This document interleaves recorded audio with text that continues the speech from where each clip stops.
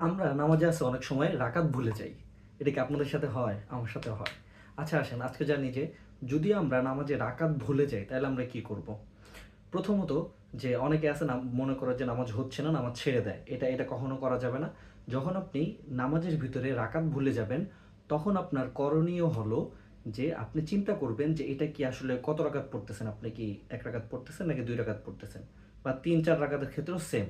যেই রাকাতটা আপনার সবথেকে বেশি গ্রহণযোগ্য মনে হবে, আপনি সেই রাকাতটা ধরে নামাজ শেষ করার সময় একটা সাহু সিজদা দিয়ে দিবেন। ঠিক আছে?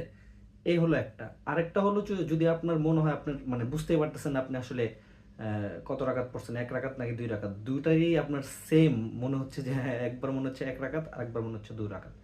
তাহলে সেই ক্ষেত্রে আপনি কম রাকাতটা ধরবেন। কম রাকাতটা ধরে নামাজ শেষ করে ওই শেষ রাকাতে তাশাহুদ পড়ে আপনি সাহু সিজদা দিয়ে দিবেন, তাহলে আপনার নামাজ হয়ে যাবে।